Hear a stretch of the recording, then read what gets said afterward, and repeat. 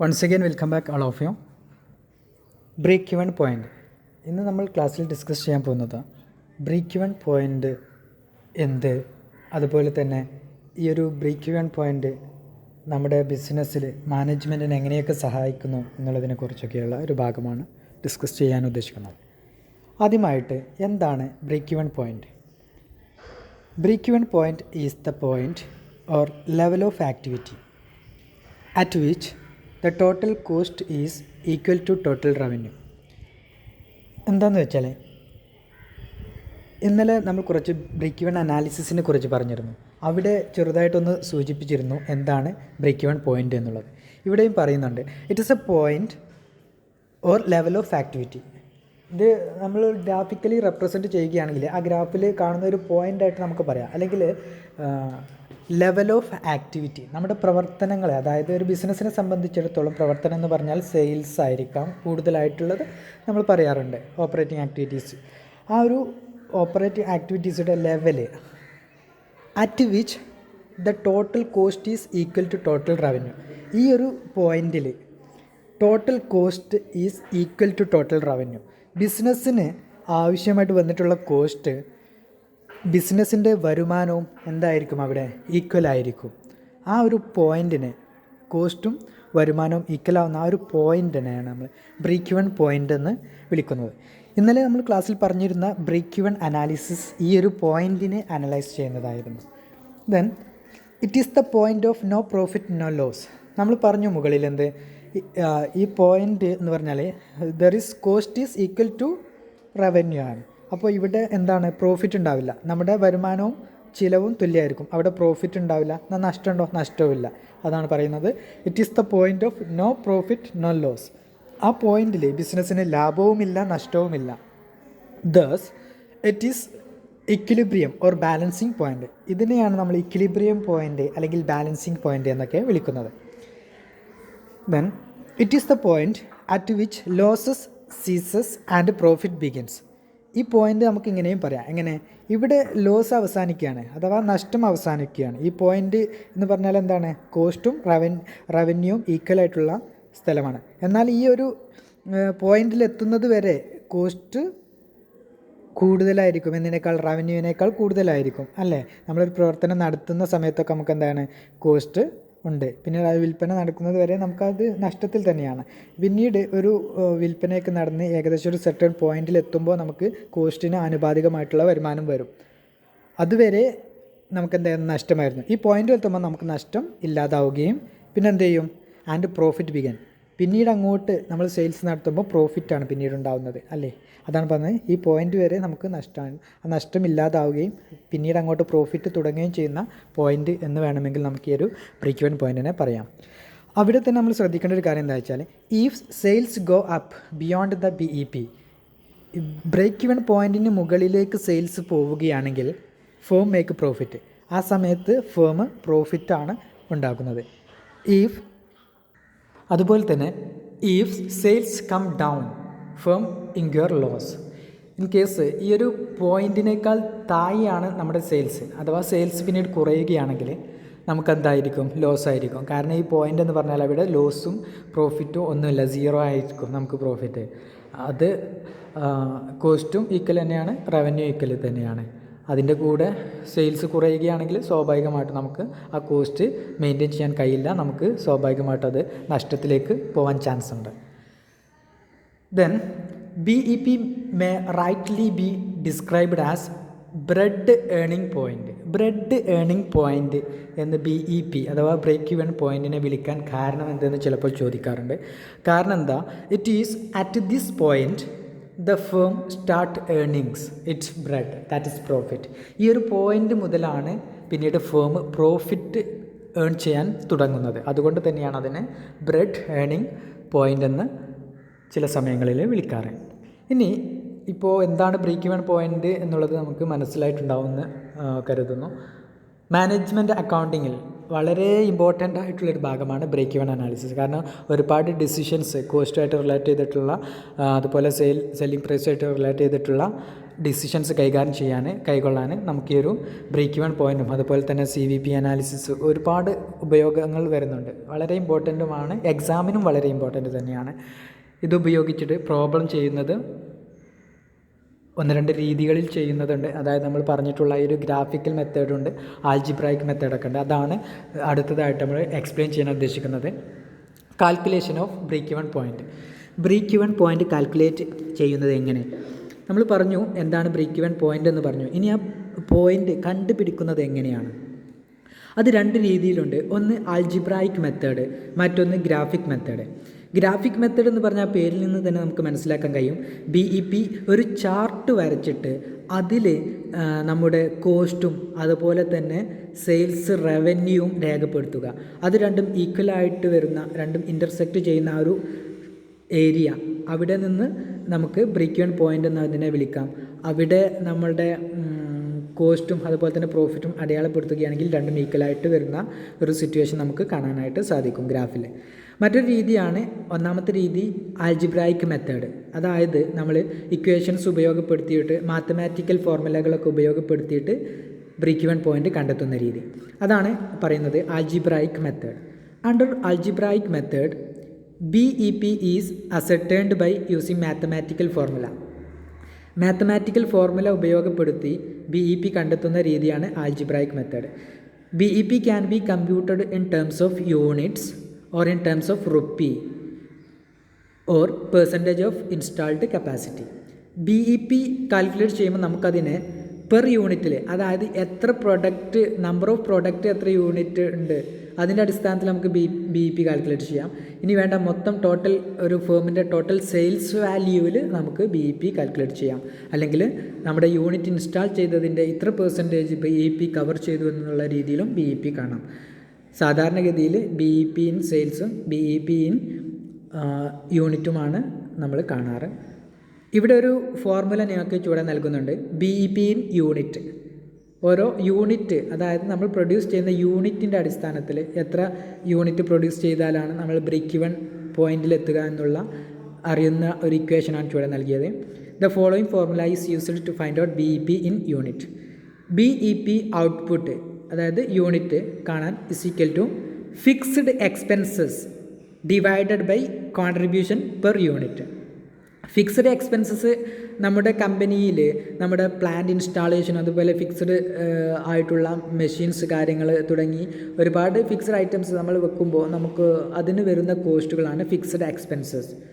Divided by contribution per unit ആണ്. Contribution എന്താണ് എന്നുള്ളത് ഇന്നലത്തെ ക്ലാസ്സിൽ നമ്മൾ ഡിസ്കസ് ചെയ്തിട്ടുണ്ട്. Sales minus variable cost. സെയിൽസിൽ നിന്ന് വേരിയബിൾ കോസ്റ്റുകൾ, അതായത് ടോട്ടൽ കോസ്റ്റിൽ നിന്ന് ഫിക്സ്ഡ് കോസ്റ്റ് കുറച്ചാൽ നമുക്ക് ലഭിക്കും എന്ത്? Variable cost. ടോട്ടൽ കോസ്റ്റിൽ നിന്ന് ടോട്ടൽ കോസ്റ്റ് എന്ന് പറഞ്ഞാൽ എന്താണ്? ഫിക്സ്ഡ് കോസ്റ്റ് പ്ലസ് വേരിയബിൾ കോസ്റ്റാണ്. അപ്പോൾ നമുക്ക് വേരിയബിൾ കോസ്റ്റ് കിട്ടണമെങ്കിൽ ടോട്ടൽ കോസ്റ്റിൽ നിന്ന് ഫിക്സ്ഡ് കോസ്റ്റ് കുറച്ചാൽ മതി. ഇനി ഫിക്സ്ഡ് കോസ്റ്റ് കിട്ടണമെന്നുണ്ടെങ്കിൽ ടോട്ടൽ കോസ്റ്റിൽ നിന്ന് വേരിയബിൾ കോസ്റ്റ് കുറച്ചാൽ മതി. ഇപ്പോൾ കോൺട്രിബ്യൂഷൻ കിട്ടാൻ എന്താണ്?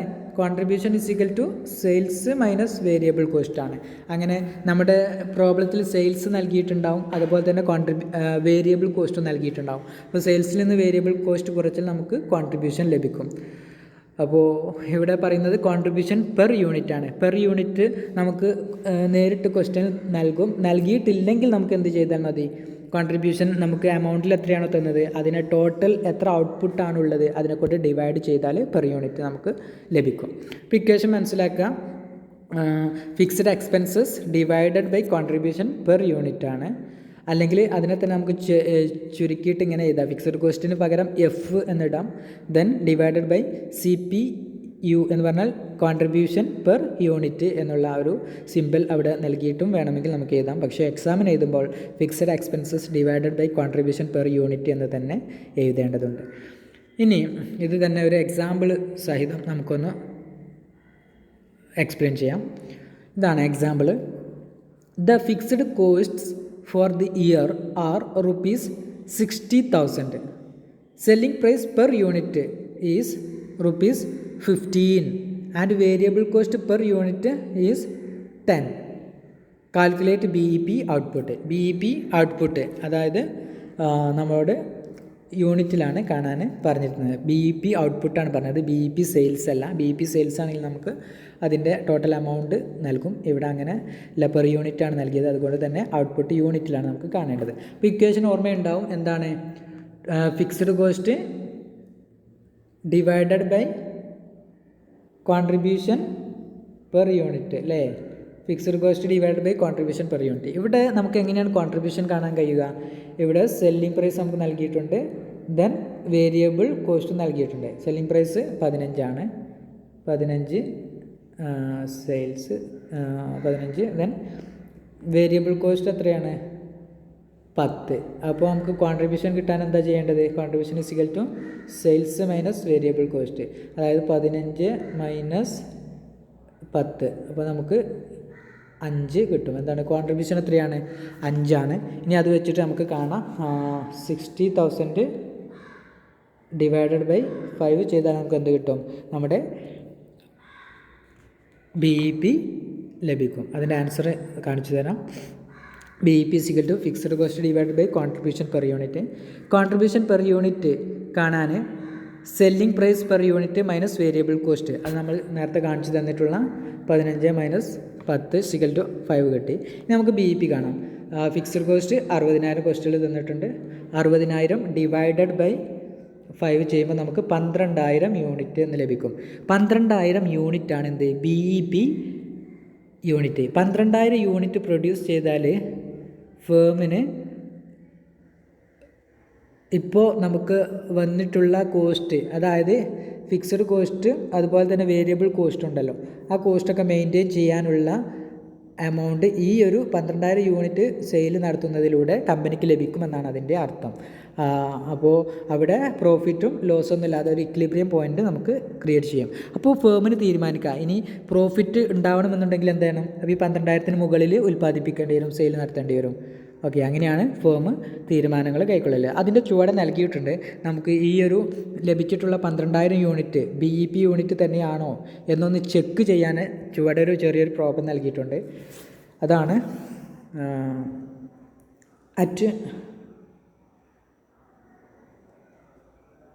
12,000 unit there will be no profit and no loss as shown below. എങ്ങനെയാണ് എന്നുള്ളത് ചുവടെ നൽകുന്നുണ്ട്, കാണിക്കുന്നുണ്ട്.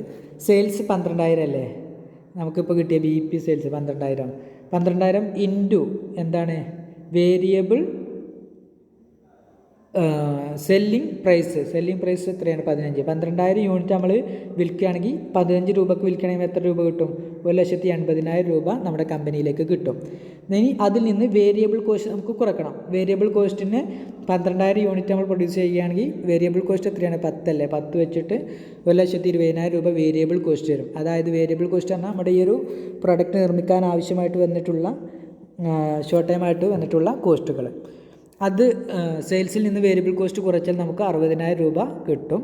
ഇനി അതിൽ നിന്ന് 60,000 രൂപയിൽ നിന്ന് ഫിക്സ്ഡ് കോസ്റ്റും കൂടി കുറക്കണം. ഫിക്സ്ഡ് കോസ്റ്റ് എത്രയാണ്? കോസ്റ്റിൽ നിന്ന് 60,000. അങ്ങനെ കുറച്ച് കഴിഞ്ഞാൽ നമുക്കിവിടെ 0 ആയിരിക്കും കിട്ടുക. അതായത് BEP എന്തായിരിക്കും? BEP പോയിന്റിൽ 0 ആയിരിക്കും. അവിടെ no profit no loss BEP. ഇനി അപ്പോൾ കമ്പനിക്ക് ഇനി പ്രോഫിറ്റ് വേണമെന്നുണ്ടെങ്കിൽ കമ്പനി എടുക്കുന്ന ഡിസിഷൻ എങ്ങനെയായിരിക്കും?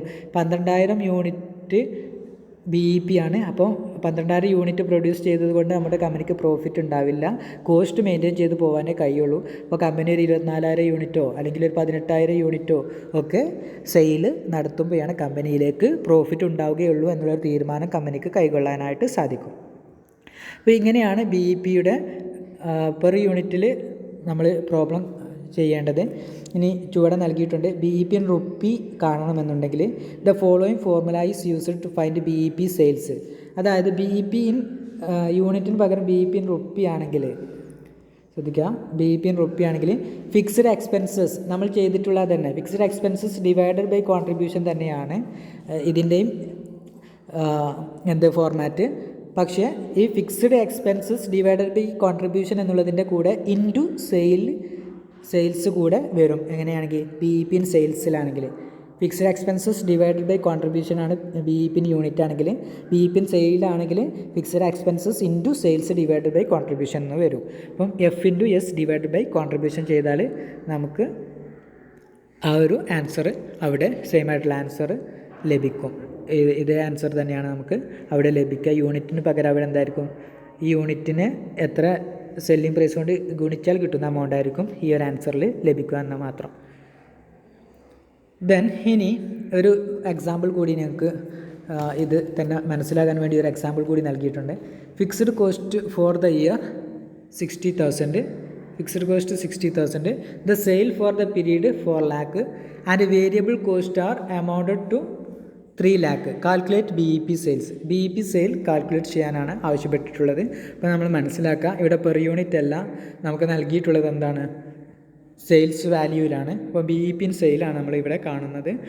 BEP സെയിൽസ് റുപ്പീസ് കാണാൻ നമ്മൾ പറഞ്ഞിട്ടുള്ള ആ ഒരു equation fixed cost divided by contribution എന്നുള്ളതിൻ്റെ കൂടെ ഇൻറ്റു സെയിൽ കൂടി ചെയ്താൽ മതി. അപ്പോൾ ഇവിടെ നമുക്ക് കോൺട്രിബ്യൂഷൻ കാണാൻ ഈ ഒരു സെയിൽസ് മൈനസ് വേരിയബിൾ കോസ്റ്റ് ചെയ്യുക. സെയിൽസ് എത്രയാണ്, 4 lakh, വേരിയബിൾ കോസ്റ്റ് 3 lakh ആണ്. അങ്ങനെ കോൺട്രിബ്യൂഷൻ നമുക്ക് എത്ര കിട്ടും, 1 lakh കോൺട്രിബ്യൂഷൻ കിട്ടി. 4 lakh minus 3 lakh, 1 lakh contribution ലഭിച്ചു. ഇനി എന്ത് ചെയ്യുക, F/S, അതായത് fixed cost into sales. Fixed cost 60,000 പ്രോബ്ലത്തിൽ നൽകിയിട്ടുണ്ട്, ഇൻറ്റു 4 lakh അതായത് sales, divided by contribution 1 lakh ചെയ്യുമ്പോൾ നമുക്ക് 2,40,000 BEP സെയിലായിട്ട് നമുക്ക് ലഭിക്കും. Okay, at sales revenue 2,40,000 there will be no profit no loss. Okay, അതിൻ്റെ ഒരു പ്രോബ്ലം ഇതുപോലെ നമ്മൾ നേരത്തെ ചെയ്തതുപോലെ നിങ്ങൾക്ക് വേണമെങ്കിൽ ഒന്ന് ചെറുതായിട്ടൊന്ന് ചെയ്തു നോക്കാം, ഇത് കറക്റ്റാണോ എന്ന് നിങ്ങൾക്ക് ഐഡൻറ്റിഫൈ ചെയ്യാം. അപ്പോൾ ഇത്രയും കാര്യങ്ങളാണ് ഇന്ന് നമ്മൾ ക്ലാസ്സിലെടുക്കുന്നത്. ബാക്കി ഭാഗങ്ങൾ നാളെ ക്ലാസ്സിൽ ചർച്ച ചെയ്യാം. ഇതെല്ലാവരും നോട്ടിൽ സ്വന്തമായിട്ടൊന്ന് എഴുതിയിട്ട് പഠിക്കുക. ഓക്കെ.